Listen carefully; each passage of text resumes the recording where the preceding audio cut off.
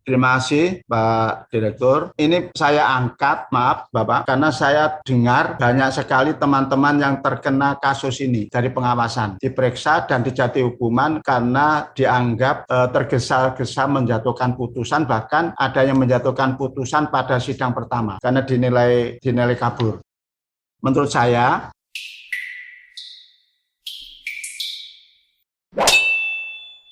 Masalah yang ketiga, ya, terima kami kasih. Kasus yang ketiga, kapan hakim menjatuhkan putusan yang dinilai kabur? Maaf ini hati-hati, karena ini banyak jadi korban dari pemeriksaan pengawasan. Sering dijumpai adanya gugatan yang secara jelas dinilai oleh hakim sebagai gugatan yang cacat formil. Hanya dengan membaca gugatan penggugat, hakim menyimpulkan bahwa gugatan tersebut cacat formil. Misalnya, dalam kewarisan tidak semua ahli waris ditarik menjadi pihak dan tidak ada penjelasan apakah ahli waris tersebut masih hidup atau mati. Posita dan petitum saling bertentangan. Misalnya posita menjelaskan hutang piutang hibah, tapi petitumnya mohon dibatalkan jual beli dan wakaf atau wakaf. Nah, sikap yudek paksi bermacam-macam. Terhadap kasus seperti di atas, dalam praktek hakim bermacam-macam sikap kapan dalam menjatuhkan putusan. Antara lain, putusan dijatuhkan pada sidang pertama setelah dibacakan gugatan dengan pertimbangan gugatan penggugat dinilai cacat formil. Putusan dijatuhkan sesaat setelah jawaban tergugat. Putusan dijatuhkan setelah selesai tahap jawab-menjawab. Putusan dijatuhkan setelah semua proses pemeriksaan termasuk pembuktian dilalui. Permasalahannya, kapan sebaiknya hakim itu menjatuhkan putusan yang seperti itu? Dalam kasus, ada juga setelah membaca gugatan langsung dijatuhkan putusan. Tetapi sebaliknya ada juga kasus yang sejak awal sudah bisa diketahui bahwa itu adalah termasuk gugatan kabur, itu dibuktikan sampai proses persidangan itu 20 kali. Sehingga pada akhirnya setelah itu di NO diprotes oleh pihak penggugat. Kenapa kalau mau NO kok sampai sidang 20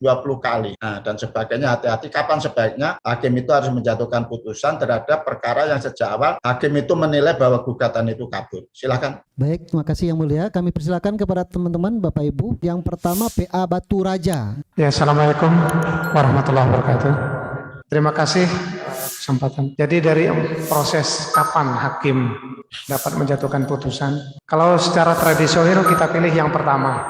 Tetapi untuk saat ini sudah tidak tepat lagi karena buku 2 memberikan petunjuk bahwa pengadilan dapat memberikan saran untuk kelengkapan para pihak yang ada dalam perkara tersebut. Jadi pengadilan dapat memberi saran untuk melengkapi, ada gangguan, dapat melengkapi memasukkan seluruh ahli waris Batu Raja, yang Batu berkenaan Raja, dengan perkara PA tersebut. Batu Raja, sebentar, PA Batu Raja, mulai hari ini saya instruksikan kepada Pak Ketua perbaikin benar ya, anunya itu IT-nya. Soalnya ini tempatnya Pak Ketua, tempatnya daerahnya Pak Ketua. Takutnya Pak Ketua MA ada kepentingannya mau pembinaan, mau ngobrol, tapi IT-mu ini kayak kalah dengan Ternate, kalah dengan Sentani, kalah dengan Leoleba. Memalukan ini Ketua. Sudah 2 kali tadi nggak dikasih kesempatan kena rusak. Kemudian, Insya Allah siap, Pak Direktur. Sebentar. Kemudian saya lihat kalah dengan Suwawa, IT-nya dengan media centernya. Suwawa tadi bagus sekali. Kemudian Sentani, comment centernya bagus. Ini tempatnya Pak Ketua, ya, diperhatikan ya. Kemudian penguasaan materi dan materi hukum acaranya takutnya Pak Ketua mencoba nanti dikuasai benar. Ini kenapa 5 orang nih di Batu Raja? Mana yang lainnya? Mana ketuanya? Mana lainnya? Ya, izin Pak Dirjen. Ini kebetulan hari ini kami ada gotong royong, jadi sebagian kepegawaian kami itu ada tugas sedang gotong royong di bawah, jadi ini hanya hakim dan kepaniteraan yang ada untuk mengikuti, mewakili gitu.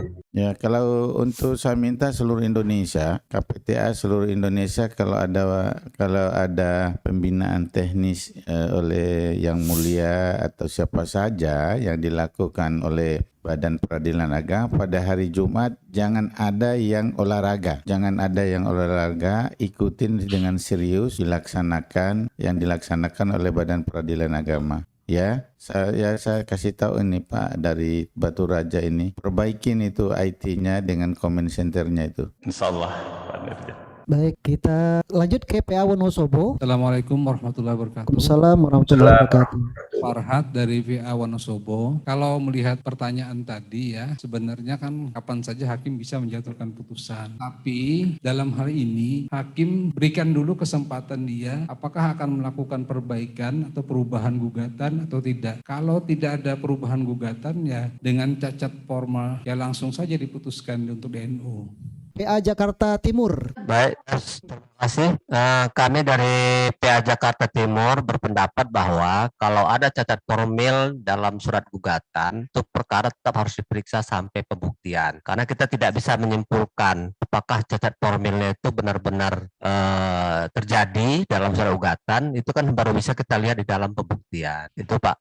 Terima kasih. Assalamualaikum warahmatullahi Jakarta wabarakatuh. Timur, PA Jakarta Timur tadi sampai proses pembuktian. Kami persilakan Ya. PA Cilacap. Ya, silakan. Assalamualaikum warahmatullahi wabarakatuh. Waalaikumsalam warahmatullahi wabarakatuh. Terima kasih. Nama saya Sa'dullah dari PA Cilacap. Ingin menyampaikan pendapatnya dalam masalah yang tadi Yang Mulia sampaikan. Menurut saya, apabila dalam surat gugatan itu terlintas ada cacat formil, maka tidak semerta-merta hakim langsung memutus perkara tersebut dan masih harus memberikan kesempatan kepada tergugat untuk menyampaikan jawabannya. Nah, kemudian dalam jawab berjawab, apabila penggugat juga tidak menyampaikan penyempurnaan terhadap gugatan yang dinilai cacat formil tersebut, maka tidak perlu sampai ada pembuktian atau tidak perlu sampai agenda pembuktian, maka langsung memang apabila ternyata nyata-nyata bahwa itu adalah ada cacat formil, maka kemudian hakim baru memutus perkara itu dengan meng-NO. Terakhir kepada PA Jakarta Pusat, silakan. Bismillahirrahmanirrahim. Assalamualaikum warahmatullahi wabarakatuh.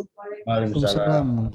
Permasalahan pokok ini adalah sikap hakim menjatuhkan putusan NO apakah di sidang pertama atau sidang jawab menjawab atau sidang selesai. Menurut pendapat kami di Jakarta Pusat bahwa yang paling ideal adalah sesuai dengan peraturan di sidang setelah jawab menjawab. Dan itu pun ini bisa berkembang Bapak. Kalaupun setelah jawab menjawab ternyata jawaban dari tergugat itu mengakui semua, ini bisa berkembangnya seperti itu. Kalau memang mereka menyatakan dalam eksepsi itu bahwa itu memang obskur, hakim bisa memutuskan dengan NO tadi sesuai dengan jawaban tergugat. Tapi kan berkembang tadi. Ketika katakanlah mohon maaf si tergugatnya nggak paham gitu, mereka menjawab oh ini benar semua. Nah kan hakim juga nggak bisa menyatakan bahwa itu DNO. Terima kasih. Assalamualaikum. Terima kasih Pak. Ya. Terima kasih. Ya, kita silakan kepada Yang Mulia untuk memberikan arahan. Kami persilakan Yang Mulia. Terima kasih Pak Direktur. Ini saya angkat, maaf Bapak, karena saya dengar banyak sekali teman-teman yang terkena kasus ini dari pengawasan, diperiksa dan dijatuhi hukuman karena dianggap tergesa-gesa menjatuhkan putusan, bahkan ada yang menjatuhkan putusan pada sidang pertama karena dinilai kabur. Menurut saya, tolonglah teman-teman ini hati-hati, tidak tergesa-gesa menjatuhkan putusan sekalipun gugatan itu kita nilai kabur. Pertama, hakim hendaknya tidak terlalu tergesa-gesa dalam menjatuhkan putusan tidak dapat diterima, tapi hendaknya hakim bersikap bijak dengan memberikan kesempatan yang sama kepada para pihak untuk didengar keterangannya. Siapa tahu dalam jawabannya itu ada eksepsi, sehingga hakim lebih mudah diberi jalan oleh tergugat karena ada eksepsi dibandingkan tidak ada eksepsi. Kemudian yang ketiga, sikap bijak tersebut setidaknya betul hakim menjatuhkan putusan minimal setelah selesai jawab menjawab. Setelah kita dengarkan jawaban, kita dengarkan replik, duplik, baru kalau setelah itu kita anggap itu memang kabur. Ada Bapak Ibu kabur yang memang betul-betul kabur, tidak perlu pembuktian, tapi ada juga kabur yang masih perlu pembuktian. Saya contohkan kabur yang tidak perlu pembuktian, antara posita dengan petitum itu bertentangan. Itu sudah tidak perlu pembuktian. Umpamanya positanya itu wakaf, tapi petitumnya membatalkan wasiat. Itu kan jelas bertentangan. Tapi ada juga kabur, seperti yang disampaikan Jakarta Pusat tadi, itu gugatan dinilai kabur, tapi masih perlu sampai pembuktian. Umpamanya gugatan penggugat dinilai kabur batas-batasnya. Itu masih perlu PS. Saya masih ingat putusannya Pak Taufik almarhum, ada 4 saya kumpulkan itu. Putusan yang di NU itu kemudian dibatalkan oleh Mahkamah Agung, memerintahkan untuk mengajukan PS dulu. Setelah hasil PS dikirimkan, barulah beliau mengadili. Jadi sebetulnya ada kabur yang masih perlu pembuktian. Seperti umpamanya kaburnya itu tidak rinci batasnya, tidak jelas batasnya, masih bisa diperiksa dengan pembuktian tentang PS, tentang mati belumnya orang tua, itu masih bisa ada nanti muncul di pembuktian. Karena itu jangan tergesa-gesa dalam jawaban pertama, setelah membaca gugatan, kita itu menjatuhkan putusan. Itu untuk amannya kita dan untuk bijaknya dengan mendengarkan kedua belah pihak terlebih dahulu. Nah, putusan dijatuhkan setelah gugatan itu dibacakan, itu hampir semuanya dilaporkan ke pengawasan dan itu kena hukuman. Karena itu hati-hati, minimal lah kalau itu memang jelas seperti yang saya contohkan, kaburnya bertentangan antara posita dengan petitum, mungkin bisa dimaklumi, tetapi kalau kaburnya itu masih perlu pembuktian, perlu juga pembuktian. Terima kasih Pak Direktur, itu jawaban kami. Terima kasih. Catatan-catatan penting dari Yang Mulia itu kesimpulan akhirnya bahwa jangan terlalu tergesa-gesa, minimal sampai jawab-menjawab selesai. Bahkan kalau ada hal-hal yang perlu sampai pembuktian tadi dari Yang Mulia, dan jangan sampai diperiksa oleh Bawas gara-gara hal ini. Ini pesan penting dari Yang Mulia.